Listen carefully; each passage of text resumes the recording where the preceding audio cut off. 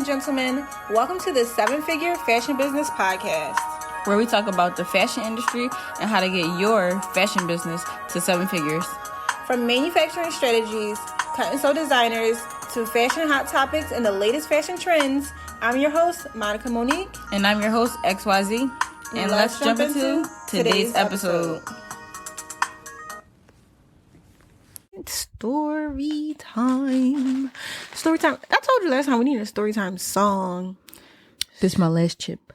Okay. She's going to give us a little ASMR. This is such loud ASMR. Some potato chip ASMR. Story time. So our last story time was about Got my popcorn for my story time. The last story time that came out was very well received. You guys thought it was so funny. The male stripper story time. Mm-hmm. But our next story time is about when we literally, me and Zeee, spent 3 nights at the store. Like that whole week when we stayed at the store for maybe 3 days overnight, maybe not 3 days in a row. I think we did like 1 or 2 days in a row, and then we went home for a night, and then we did another night that we stayed over at the store.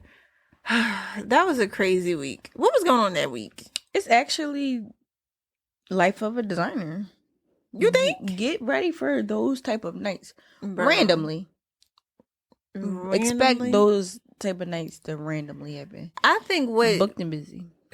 Not even booked and busy. I think what happened was it was just so many days in a row where work was piling up to the point where it was just like, okay, we gonna have to stay overnight in order to get this done because stuff is not getting done on time and customers. But also, I think it came down to everybody quitting and attendance, like people not coming, people coming late, and then everybody quitting. I think it might be too much pressure for some people. Because this was prom season. This was towards the end of prom season. Versus this year, you had a big team. Yeah, and wasn't no overnights this year, and it went so well. So I think that's what happened. I think that you depended on so many people, and everybody felt through. Everybody felt through. So now you was stuck with everything, and that's a bit much for one person. Right. I remember one of the nights where we stayed over, I don't know if it was the first night or not, but one of the nights was when the do you remember when the girl with the orange dress came? And again, we talk about this all the time. Red flag customer. She was a red flag customer? She was a red flag customer from the beginning because she said she had went to 2 other fashion designers and they both quit on her. And that should have been my sign to not work with the child. Because I'm like, well, the dress seems like such a simple dress. I don't understand why nobody could do it. But it was her personality. It was her attitude. It was her being demanding. They probably recognized the red flag and said no. Well, no, she said they had already made her dresses and she said she didn't want it. Oh, okay. And then you made okay. And that's why she was giving you a hard time, nigga. Yeah. So that was like night 1. I still have a video on my phone of us like staying over that night. Yeah, that was before we had the podcast. And we was like, okay, cool, we gotta start recording for YouTube and stuff. We gotta post some of that stuff. And I had that big fuzzy jacket on because it was so cold. Yes. What else happened during that week? Yeah, a lot. Say your words. The Porsche dress. The Porsche dress. That little boy. Yeah. Patience. You gotta have patience. Cause that was when I had COVID. Yeah. I was really sick. I had the flu. That's what really pushed everything back. And people were so mean towards it. They do not care. They were so inconsiderate. They were like, I don't care. Like, my fever was literally 103. How can you work if you sick? It How can somebody work if they're sick? They were literally like, yeah, but I want to pick up my dress today.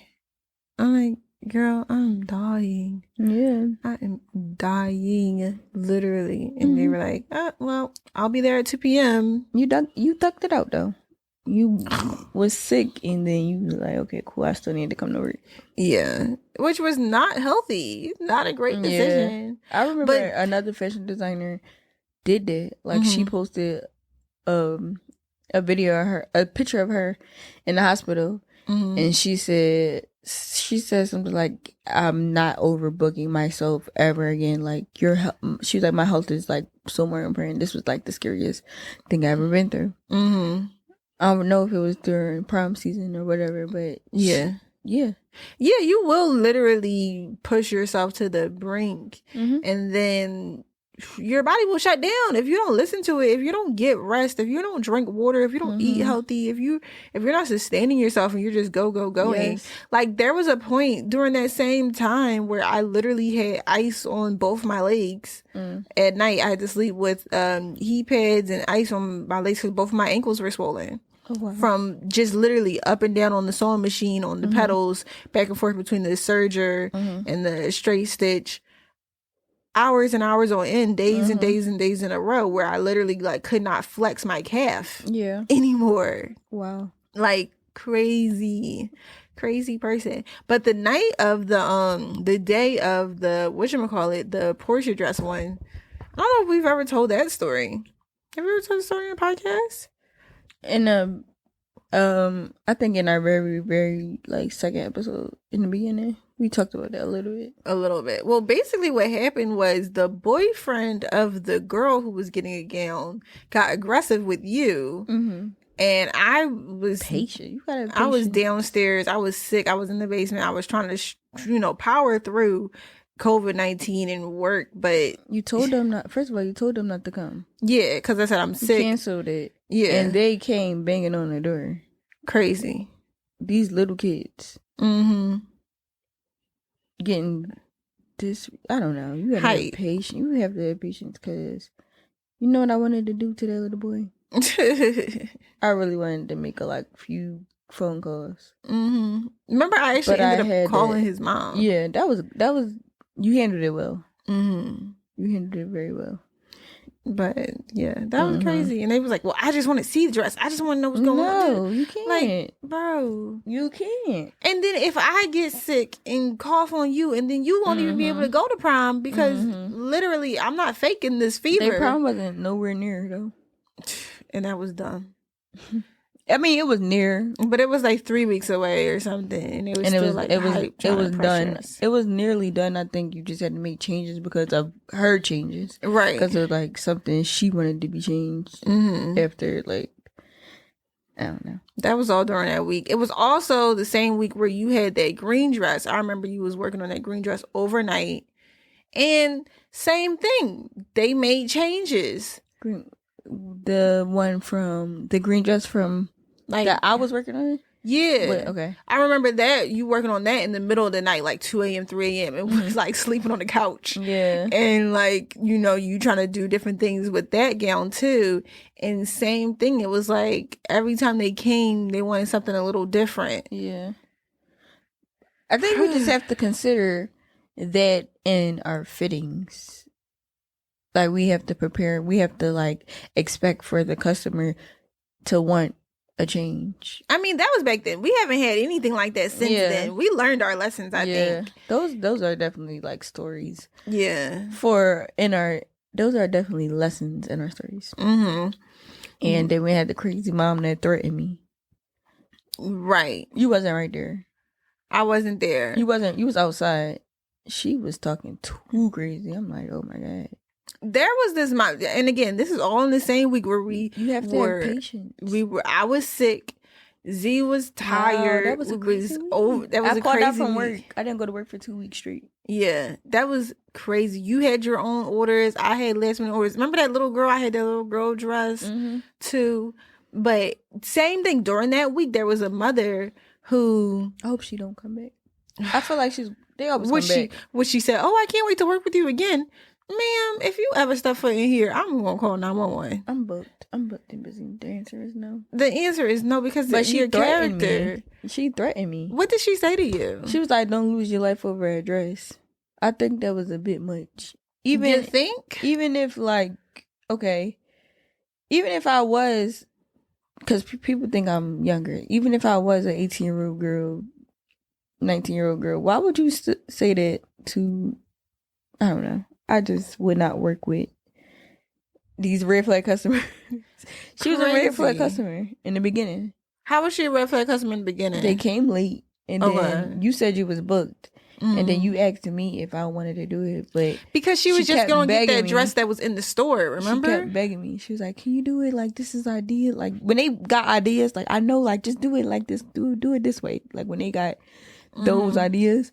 And then when she walked in, and she was like, "You had a whole week. This is all you did?"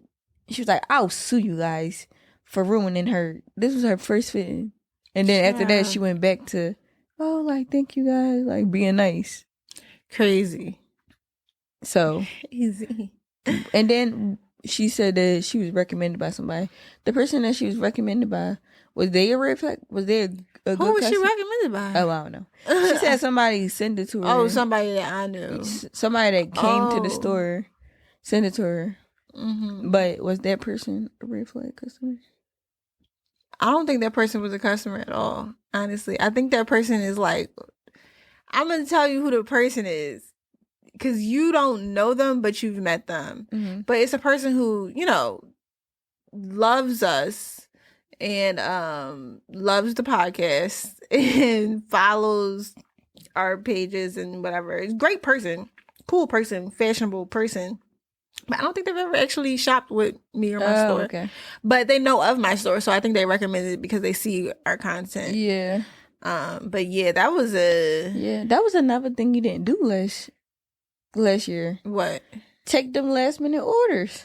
Yeah, no. You know how she I think she walked in 3 weeks before her prom. Mm-hmm. And then she had a fit in each week, like one week. And she was like, "You had all this time to do it. This all you got?" Right.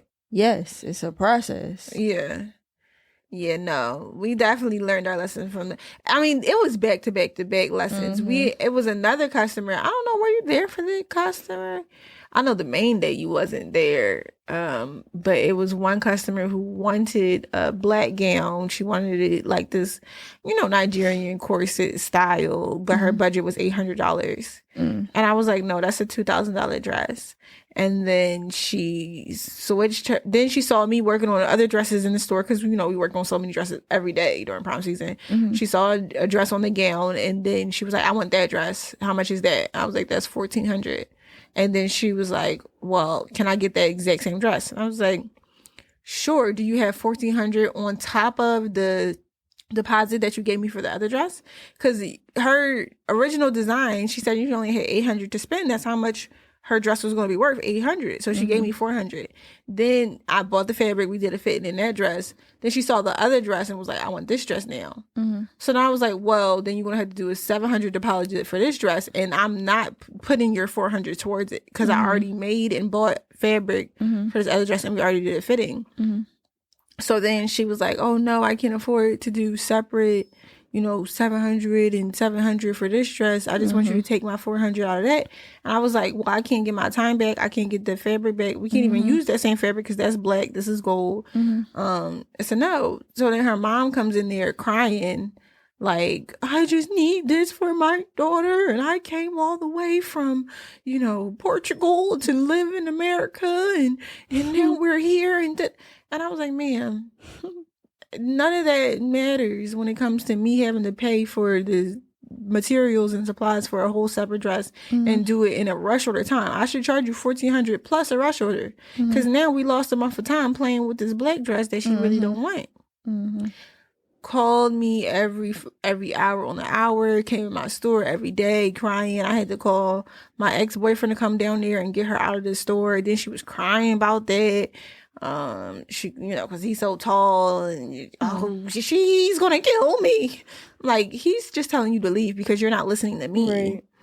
And that was crazy. Just flags on flags on flags. Yeah. Throw the flag. We have to be, as designers, we have to be like untouchable. We have to be hard to book. Yeah. Because which this past year we were. Yeah. You couldn't do almost either of us. You ain't say yes to hardly anybody. Me? Yeah. You was like, oh, I'm not going through what I went through that year. I think that the importance of prom is contracts and consultations. It's like we have to sit down and explain a lot of things to these customers. Like, hey, like once we get started on this, like we can't like switch. And like you have to come to your fitness. Like just the things that the average customer do, like just what you learned over the years. What's some things that every customer does that can be eliminated, like avoided? Yeah. Well, stuff that we eliminate, basically during a consultation, I say to them, your first fitting is going to be this. It's going to be the base, and it's going to be the base fabric. I think the second fitting is going to be the... Yeah. To get it in their minds, because you can say whatever, but I think in the consultation, you're saying so much that it's like, yeah, cool. Right.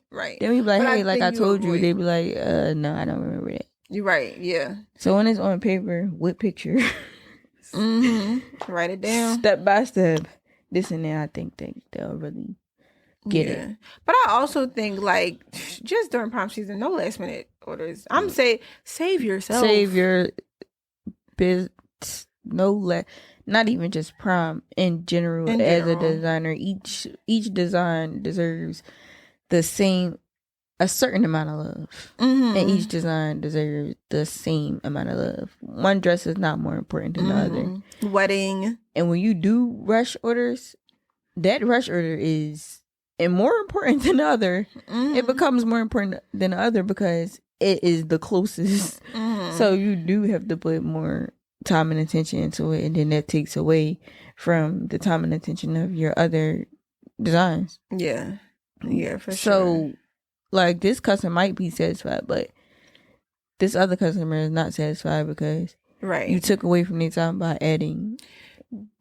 Yeah, adding in another one. And I also think that's one thing you don't consider when you take a rush order is that now the people who have paid early, now you're taking time away from them.